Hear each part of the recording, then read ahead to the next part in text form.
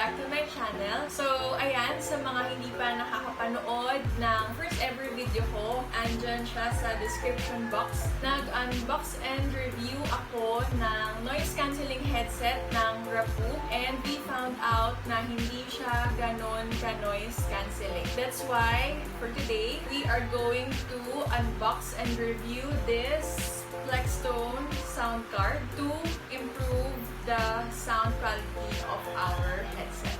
Also guys, alam nyo ba na magkaiba yung headphones sa headset? Kasi si headphones, wala siyang mic. So, possible lang siya kapag makikinig ka ng music or manonood ka ng video or movies.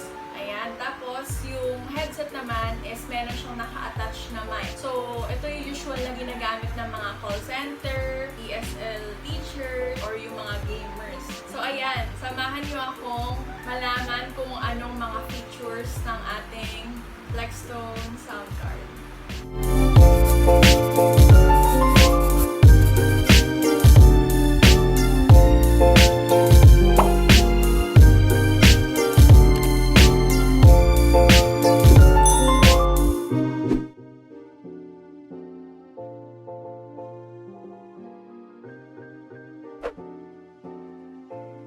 Hey guys! So, tapos na natin siyang i-unbox. So, syempre, meron silang manual. Syempre, kasi katulad ko, hindi ko siya agad gets kung paano pa siya gamitin. So, kailangan natin siyang basahin. Meron naman silang English. Ayan, meron silang English. Meron silang other language. Ayan, may Japanese. So, ayan, syempre dun tayo sa English. Check natin. Ayan, nakalagay yung package content, requirements. Ayan, meron siyang warranty, which is good. Ayan yung product map niya. Ayan. So, if ever, kung bibili rin kayo nito, basahin nyo na lang din. Meron din silang voucher or warranty card for 1 year. Ayan, importante to na maitabi nyo para if ever na magkaroon ng problem or something, pwede nyo siyang itanong kung, kasi yung sa akin, nabili ko siya sa Shopee for, I think, mga less than 300 lang. Ayan guys, syempre, itong main product natin.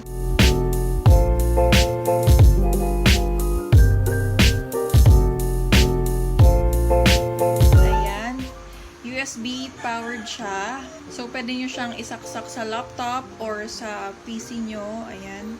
Tapos, ayan, meron siyang dito sa ilalim na 3 saksakan. So, ito, yung first is yung sa mic only. So, if ever kung gusto mo mag-record ng kanta or kung ano man, basta voice lang, dito mo lang siya isasaksak dito. Meron naman siyang logo. Ayan. Tapos, yung pangalawa is yung headphones with mic. Dito siya sa gitna. For example, yung earphones na meron tayo, kahit anong earphones. Ayan. Dito nyo lang siya isasaksak. Tapos, yung pangatlo is ito, yung headphones. Hindi lang siya pwede sa headphones, pwede rin siya sa speaker. Ayan.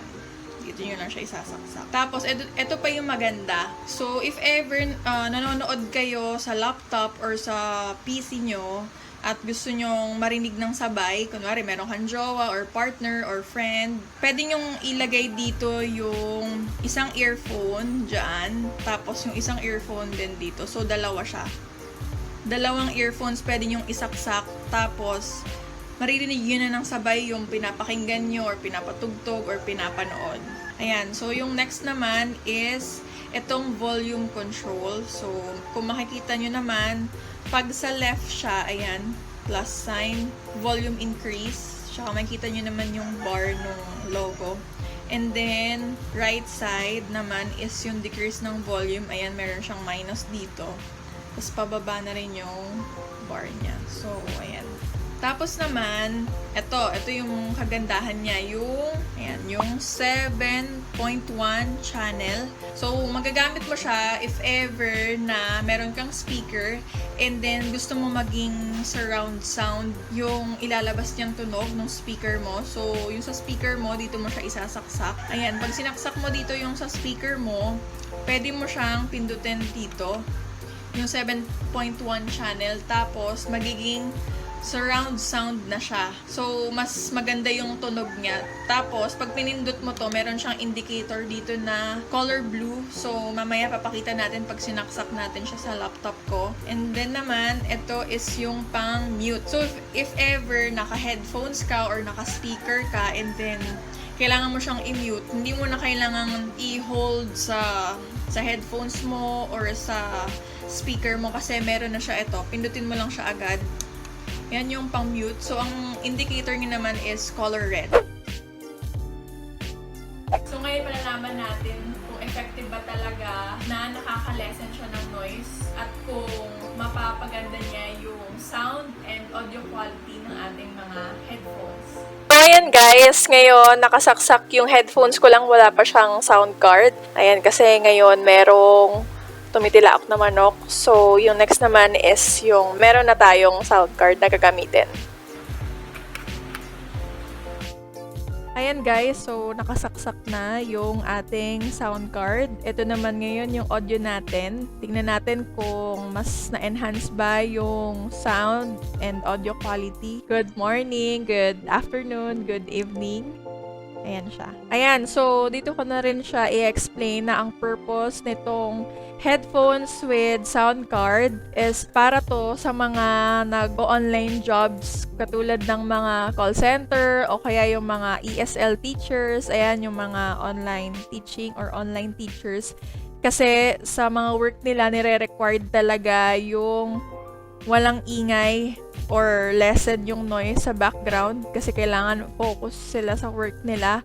So, masasabi kong kailangan talaga na may sound card kang gagamitin. Kasi kahit anong headphones, hindi talaga siya ganun ka noise cancelling. So, mas worth it talaga kung meron kayong other gagamitin na pang-enhance para mas maging better yung audio. Ayan guys, so reminder lang din pala kasi ngayon, syempre hindi nyo siya ma-appreciate kung talaga bang effective nga to na noise cancelling or naging better ba yung quality. So, ang pinaka makakarinig dito is yung receiver. Yung receiver, for example, English teacher ako. So, ang makaka-receive ng better audio quality ko is yung student. So, wala siyang maririnig na other background noise or kahit anong ingay. So, ayan. Sa ngayon, maririnig nyo yung pinaka-audio ko dito sa video kasi tinry ko kanina yung headset lang without sound card. Tapos ngayon naman, headset with sound card. So,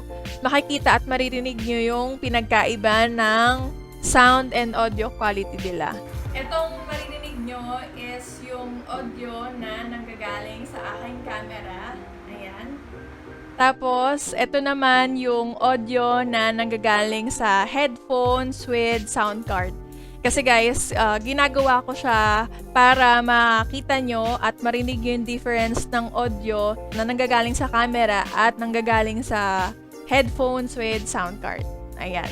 So, ayun guys, that's it for today's video. So, sana nagustuhan nyo ang unboxing nitong ating Plextone sound card. So, para sa akin, worth it talaga siya kasi na-enhance nga yung sound and audio quality ng headset and speakers. And sa halagang $379 from Shopee, meron ka ng sound card. If meron kayong mga questions or clarifications, huwag kayong maghihiya. Comment down below. Sana nakatulong. Also, don't forget to give us a like, comment, and subscribe. Thank you for watching!